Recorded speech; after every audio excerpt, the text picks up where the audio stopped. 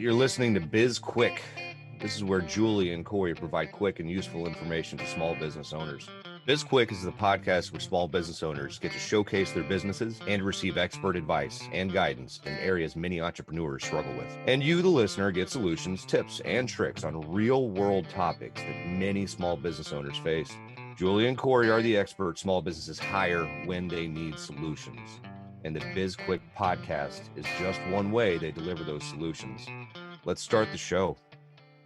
Hello and welcome to BizQuik. I'm Corey. And I'm Julie. And on today's show, we've got Ian Carlstrom from Fargo, North Dakota. He is an expert in the Entrepreneurial Operating System, also known as EOS or EOS from the book Traction. And he has created his own version designed to help small businesses. So those businesses kind of at or reaching towards $2 million in revenue. And he's designed his own light version of that. And we're going to talk to him in a little bit about that and growing leadership teams. But before then, Julie and I are going to jump into what it is, in our opinion, to grow or build a strong leadership team. Love this conversation. I really do. And I love that he built his own basic EOS system, just simply because a lot of small businesses can't afford to hire an EOS implementer and to really implement EOS well. You want to use an implementer. So the fact that he's provided a solution for small businesses, that's really nifty. I'm going to use the word nifty because I don't feel like we've ever used that on the podcast. Yeah, and he's from the Midwest, so I feel like it's a Midwest word. Is there ever a more Midwestern name than Carlstrom? I don't think so. I have no idea. I'm from the East Coast, so. Okay. Leadership. Yeah. And it's, we've talked a lot in regards to building foundation for your business. We've talked about building a team, personal development, and all that, but I don't think we've talked about building a leadership team. And that's very, very important when it comes to growing a business, because as most of our listeners know who have ever owned a business or who have grown a business, you can't do everything all the time, especially when you get larger. So having a good group of people who you can trust and delegate to is critical so that you can get some sleep, take a vacation, be successful, etc. Mm-hmm. But how do we go about doing that, Julie? Well, I think it starts with hiring based on core values, right? So when you have your business and you've got that solid foundation and you've got core values in place, all of your hiring and firing should be done against core values, right? That's how I would start it. So if somebody's in alignment with your core values, then they're at least going to be a good fit inside of the organization. And then I say you start either developing people into leadership roles, or if you're hiring into leadership roles, then you really need to understand what type of leader they are, how they lead others, and how they're going to mesh with the rest of the leadership team. But does that apply to everybody? Do the core values apply to everyone? So let me give you an example. Let's say one of your core values as a business is to have fun. You like to have a fun, we're going to have a ping pong table in the break room type of business. Do you want that for your compliance officer or your CFO? Do you want them to understand that having fun is important, but, when it comes to numbers, we shouldn't have fun with when we're, talking about the budget. Well, yeah, but I feel, and I don't know, I guess I feel like that's obvious, right? I feel like you want to have people that know how to have fun, but know when it's appropriate. And maybe we're giving too much credit to people, or maybe I'm giving too much credit to people. We do that too often. We give too much credit. That is true. But I feel like it should be obvious to you, like, if somebody's going to mesh with the core values of your company, right? If I'm a compliance person and I like to, smoke a J at lunch, do they still say smoke a J? No, they do not. Okay. What do they call it then? Eat an edible? Sure. I don't know. You have a Scooby snack at lunch? Yeah, you should just stop there. Okay. I'm just going to stop. I don't know. Clearly I'm not cool in that way, but what you're looking for on that team as the founder, the CEO, that you're the person at the front of the ship. If somebody is a good fit for your team culturally based on core values. And I can tell, like, if you're going to be fun, like Corey, you're a perfect example. You're fun, but you're not fun when it comes to the numbers, right? Like I know we're going to get straight answers on how we're doing financially with you. And I don't worry about our taxes not being filed or anything like that. But I also know that you know how to have fun and you've got that balance that works in there. And I feel like that's sort of what I mean when I say you hire on core values. It's not everything is fun all the time, but you know how to have fun. You know, balance is important. True. I'm going to argue, well, not argue. I think that core values is super important. I think the most important thing, and we've said this numerous times, but and it's something that I always need to work on, is just communication, transparency, being open with your leaders, providing as much information as you possibly can. Now, you don't want to, you might not be able to share all of the details, but you should be able to share as much as you can and give an explanation why numbers are a way, or a policy is a reason, the reason for the policy, or whatever it is, and having that communication, and then extending that communication to the team, so that you're pushing information to your leaders, and then they're pushing information out to their team. Yep. We've advised, we've worked with clients before in the past where we've told them, we've emphasized the importance of transparency and, clear, crisp communications, and talking about if somebody, when we used to host, like, well, in some places it would be coffee and conversations, and other places it was cocktails and conversation, depending on the company. But when somebody asks a question, when you open up the floor and say, let's do some Q&A, ask us your questions, we're going to answer them. And as a leader, you get a question that you don't want to answer, you have to be really transparent about what's about to happen next, right? So it's either great question, thanks for asking that, Sandy, we can't answer that right now, but as soon as we can, I will. Or for some reason, leaders have this notion that it's not okay to say, I don't know, right? Like you should be comfortable being like, I don't know the answer to that today. I don't know, right? If we're having financial struggles and I ask you a question about it and your response is, I don't know the answer to that today, but we'll figure it out. And when I know it, I'll tell you. And I think right there, we got to start wrapping it up here in a second, but I think that's the most important part. It's not knowing the answer is completely fine, but not saying I don't know and leaving it at that is not. I don't know, but I'll go find the answer, or we'll know in a week, or whatever. You don't want to leave people on the edge of their seats. You want to give them some sort of closure in terms of an answer to the question, in the sense that I will get an answer later. I might not have it right now, but yeah. A strong leader knows. A strong leader is comfortable admitting they don't know something and being transparent about that. And if you can't admit that, then you've got some work to do as a leader. Yes. So let's go ahead and take a quick commercial break, and then we will bring Ian in to talk more about leadership. Hey, everyone. If you're like most entrepreneurs out there, time is not something you ever seem to have enough of. We get it. There are a million things that need your attention, both in business and in your personal life. That's why we created Time Bomb. This is a self-paced course designed to help you determine what your time is worth and where you should be spending those precious hours every day. Right now, we have an option to buy the bundle, which also includes products designed to help you become more efficient with your time. It's a $70 deal you're getting for only an additional $30.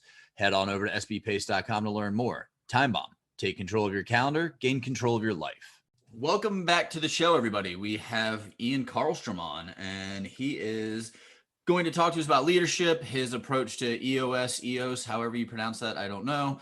And we'll get into that. But first, Ian, tell us a little bit about you. How did you get to where you are, develop your program, all of that? Well, it all started back when I finished up my MBA. It was 2015. My wife and I thought, we had a little kiddo at the time. He's a little bigger now, but we thought we'd settle down. So we found a nice small town in northern Minnesota, and I got a job as a business advisor doing some really awesome stuff. Kind of hit the ground running with the EOS language, tools, book, and quickly all of us in the organization became EOS implementers and got training from EOS. I worked I worked with many clients within that structure, but also outside of that structure for the next almost 3 years.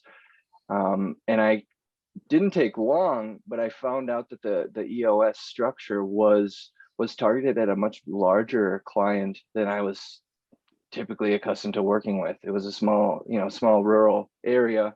Most of the businesses aren't necessarily 2 to 20 million or more. And so I did well with EOS, but finally the wife and I decided that we wanted to move back to where we went to school and be closer to our friends and all that. So I knew through the EOS system, through the EOS courses and trainings, that I was an implementer, an integrator, if you will. And so I wasn't necessarily that visionary. So I was kind of looking to find some jobs in Fargo, being that integrator role, kind of director of operations, if you will. So I got a couple of different jobs that ended up to be short term, but business operations manager, director of operations type roles. But then a company restructuring, I was involved in a big layoff right before Christmas in 2018. And then, or no, that would have been 2019. And so what I did is I knew that I wasn't going to get a job right before Christmas. So I decided I knew that I wanted to use my skill set with EOS, but I no longer had my EOS credentials. And so I built a tool set that was much more directly relevant to the clientele that I was seeking to work with.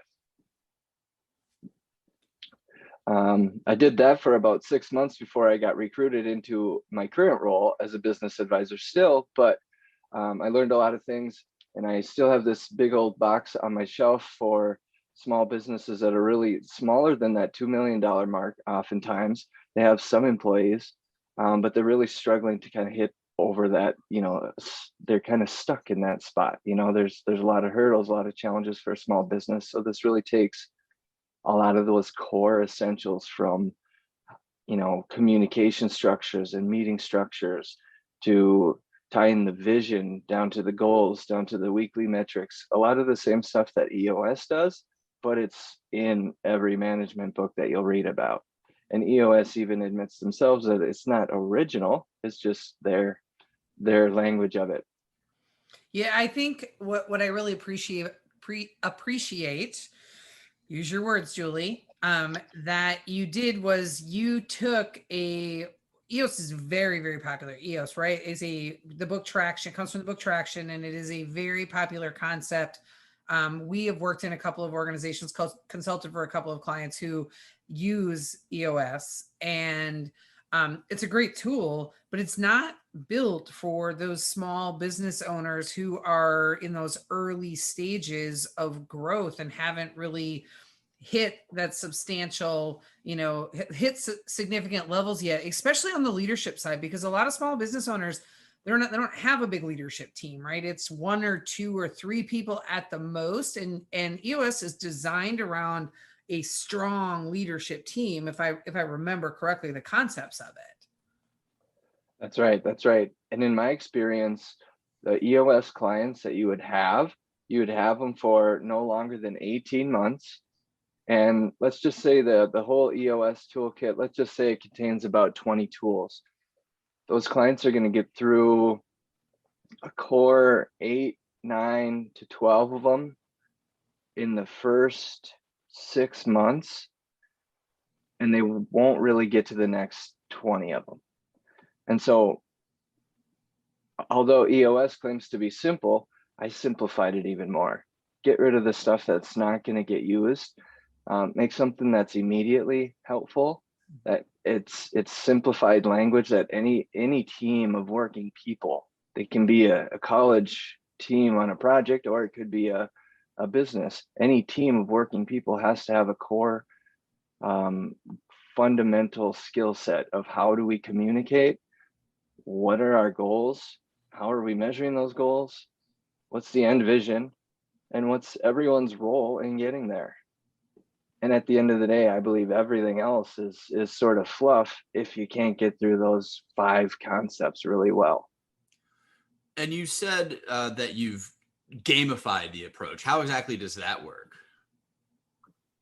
So what I like to do, maybe it's not a huge successful fun game, quote unquote, if you will, but at the end of the day, every business that I've worked with has somewhat of a weekly meeting, whether they call it an ops meeting, staff meeting, sales meeting. I mean, they're there and they're rotten.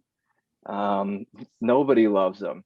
So what I did is I tried to turn that space into a time when a team can come together and sort of have fun, right? While still covering those core concepts that they need to get through during that time. And so I turned every person into a player, a role. And so now we can distinguish between individuals as humans and their roles in the company. And that later comes into play, which makes performance reviews and other things very helpful, or very, very easy. But we kind of separate the people from the players, even though the people are the players, right? And we've turned essentially the vision, the goals, and the metrics, we've turned those into the game.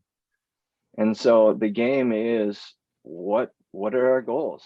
That's the game. The greatest game is business. What's the end goal? What do we want to do? What are the goals that we're working on right now? And each player is kind of attached to a goal. It's their sort of token to move forth in the game. And then the kind of the weekly metrics or the weekly measuring, every business is sort of or should be, has sort of a scorecard approach or a weekly number that they're hitting. And so those simply become kind of the momentum of the game. And the teams can make it as fun or as not fun as they want by, adding rewards or adding milestones or adding any sorts of motivating factors. Well, I'm going to go on record as saying I love our team meetings, Corey. It's my favorite. It's my favorite part of the week is our team meetings. And, a lot of times I have, friends or people in my network that when they find out that Corey and I have like a 3-hour team meeting every Monday, they're like, there's just 2 of you. Why do you need 3 hours? And I'm like, because there's just 2 of us, right? So we have to cover literally everything in the business. And we walk through our weekly plan and the priorities, and we look at the numbers and we look at our metrics and we do all of those things. I would love to gamify that though, and, see how that works. But I have a question that goes to when you have a few more people on a leadership team and they're in those weekly meetings or even outside of the meetings where you've got the members of the team that are somewhat pitted against each other, right? So it's not so much a game. Well, it kind of is, but it's more like warfare than it is like, the game of life or sorry, right? Where it's people intentionally trying to sabotage other people on the leadership team. And I've seen it a lot inside of organizations.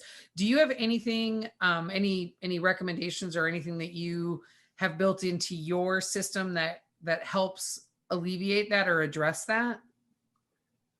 Yeah, absolutely. That's a key thing for any leadership team is to have that cohesion. One thing I learned through just general working with clients, something that's built into the whole traction and EOS system is really sort of a bit of heavy lifting up front, where you're bringing teams together in sometimes extended periods of time, up to a whole day together even.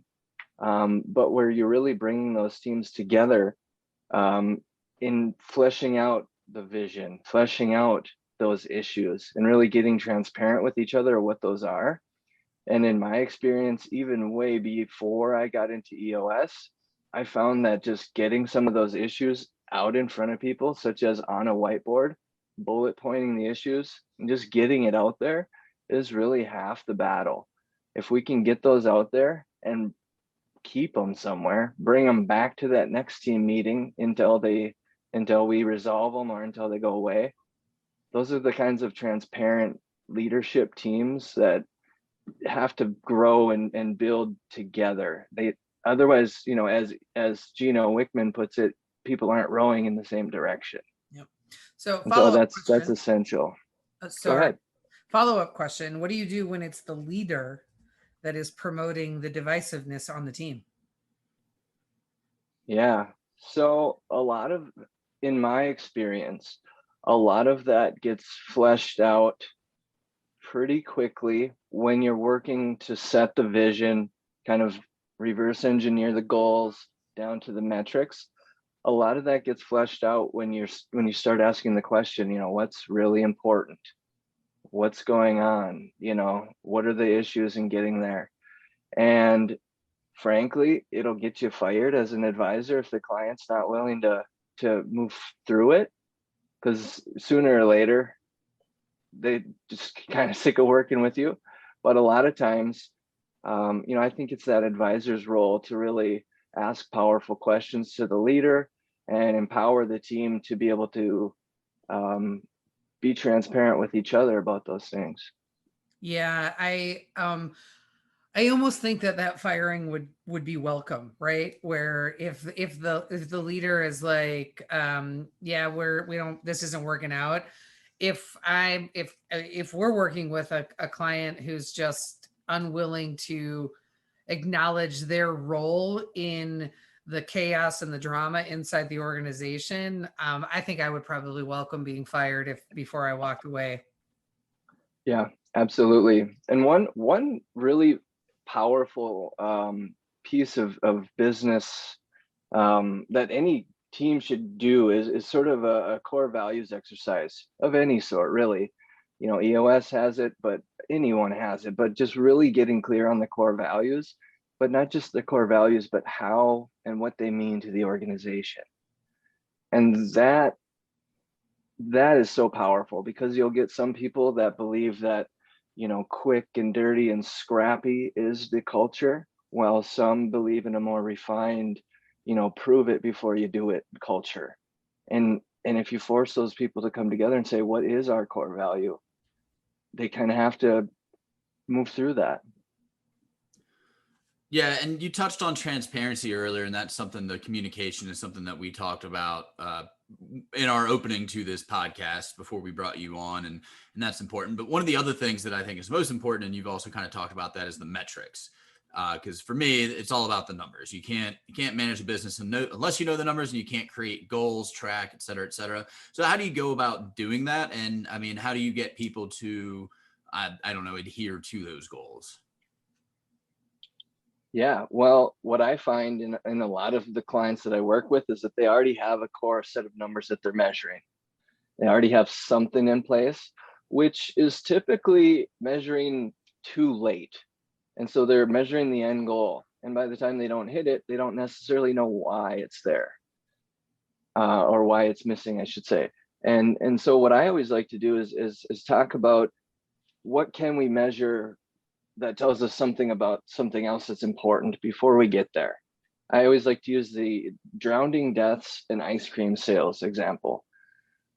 You want to prevent drowning deaths. You want to staff your lifeguards before they happen, because you don't want to just wait till drowning deaths happen to start responding.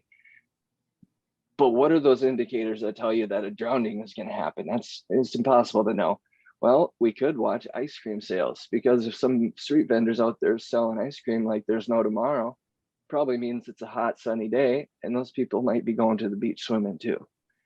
And so it's all in business. It's about what can you measure that tells you predictively about other things in the business. So I always like to kind of reverse engineer the goal. What's the end goal? Reverse engineer the process of how do we get there. And so if leads is the end, or if sales is the end goal, we got to figure out how many leads and how many, cold calls it takes to get there.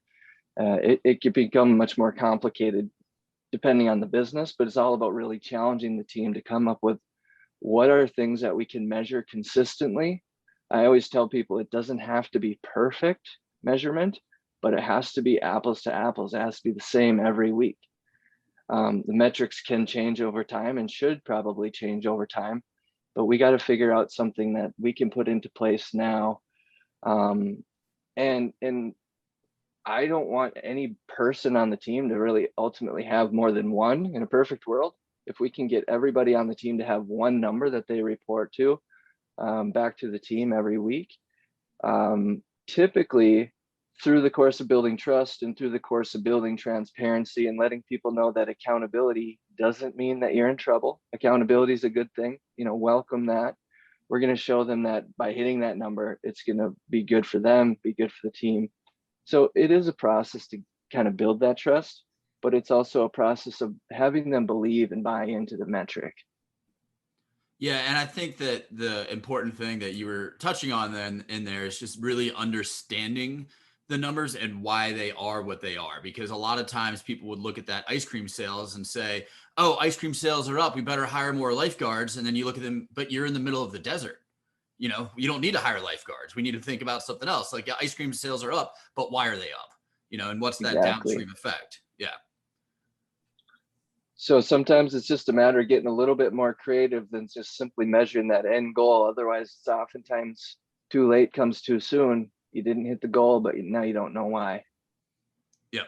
Yeah, I love that. I kept thinking as you were talking through that example and the importance of the, the measuring and the metrics, and everybody has one number they should be like reporting against or working against week over week, is that concept of the concept of consistency, right? And doing, taking action every day or every week, depending on the frequency in which you're doing it over and over and over again.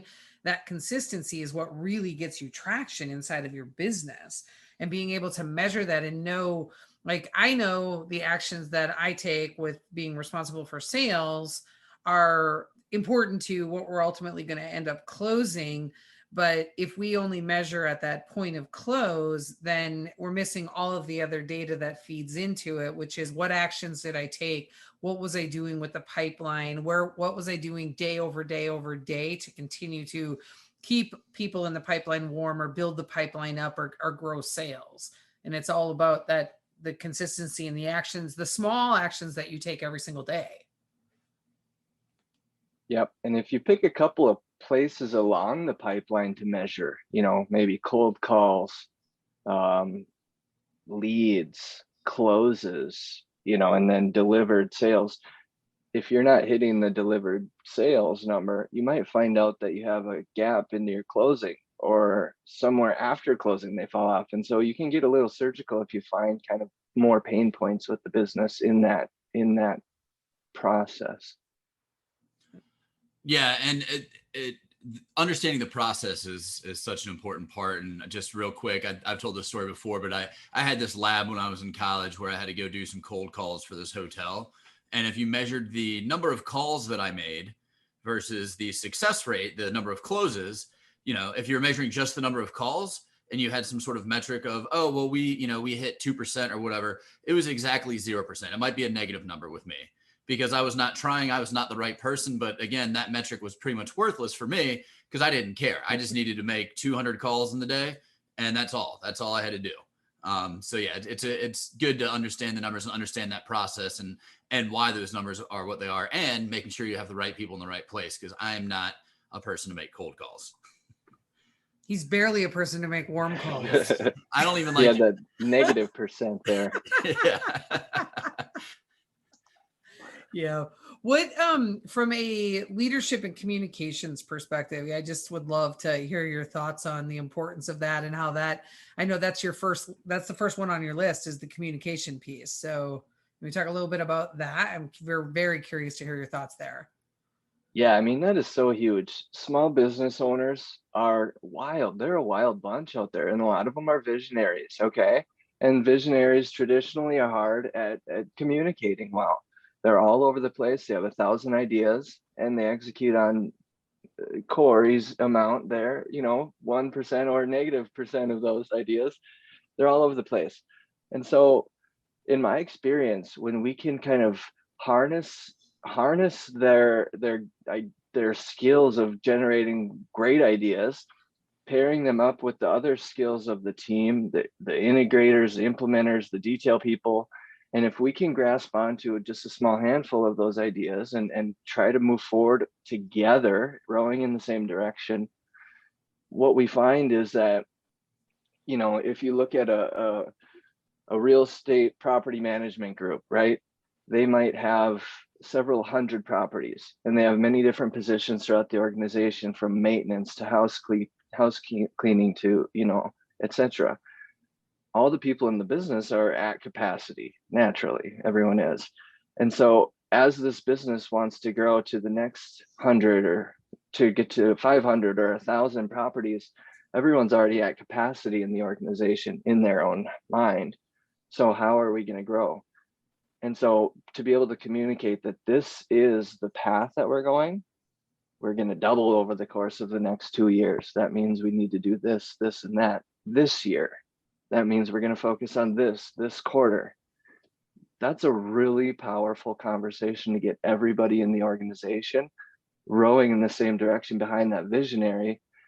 And the visionary gets the benefit of, typically they're like, man, I've said it 1,000 times, but they don't listen. But now when we put a little structure around it, put a little, weekly reinforcement around that with some metrics, I mean, that can become such a powerful factor in a business. Yeah, I can appreciate the description that you gave of the visionary. Saw a little bit of myself in there with all the ideas, and I'm always wanting to like, let's go, let's do this. And Corey's pretty good at reeling me back in and be like, nope. Let's finish the thing we're working on right now. But I'm wondering, for the people that are listening who are not familiar with the roles in EOS, can you just give the roles and a really short description, because we're starting to bump up against time here, but I just want to hear the other roles. The other roles, so we got the visionary and the integrator. You want me to talk about those two? Yeah, are those the only two roles there Those are? two, really? yeah. Okay. Yeah, so the visionary is typically that idea person. We have all met them. They're high energy, lots of ideas. They don't typically execute or follow up on their ideas well. And typically when it comes to communication, in my experience, they can sound unorganized because they're going 1,000 miles an hour, right? They don't take they might take notes, but they aren't necessarily the person that's going to follow up on the notes without somebody saying, hey, I need you to follow up on the notes. Whereas the integrator tends to have a larger skill set in the details, detail-oriented person. They are the ones that if you said something last week, they're going to ask you about it this week because they remembered, they haven't forgotten. They're the really good complementary skill set for kind of that leadership of a business, because you've got a visionary without an integrator is like a dog without an integrator without a visionary is like a dog without an owner. You kind of needs that owner to love and to honor, where a visionary without an integrator, I often see spinning wheels a lot, getting stuck because they need that integrator, and the integrator needs the visionary. Interesting. I see a little bit of both roles in both Corey and I. I don't know. Do you same, or do you think it's more one of us is more one than the other? I mean, there's definitely there's definitely a little bit of each. There's a good spread, let's say. Yeah. All right. Well, we need to start wrapping up, or to actually wrap up now. So, Ian, this was really great. Can you tell our listeners how they can find you?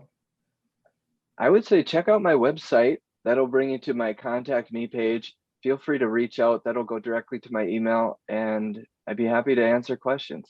All right, great. Well, thank you so much for joining us today. We really appreciated the conversation, enjoyed it very much, and we have good news. You did not suck because we went over on time. So good job there. Thanks to our listeners for tuning in, and we're going to put Ian's information in our show notes so people can easily find him and connect with him and ask all the questions they have. And you can connect with us on social media. We've got our social media accounts out there, the LinkedIn, Twitter, Instagram, and Facebook. We also have a YouTube channel, and you can find out about our entire business, find all of those links and everything on sbpace.com. And while you are out there, you can subscribe to our podcast. We would love it if you subscribed, liked us, and gave us a review. We are big fans of feedback. And you can reach out to us about any topics you might want us to cover, or if you want to be a guest on the podcast, we've got a form on our site at sbpace.com, and you can fill that out. And while you're on our website, click through to buy our book, Seriously Now What? A Small Business Guide to Disaster Preparedness. It is a #1 bestseller on Amazon. It has a digital workbook download that you can get from our site as well. And if you've already purchased it, please go out there and give us a review on Amazon. Every review, positive or negative, helps. I'm Julie. And I'm Corey. And this was BizQuik, helping small businesses across America.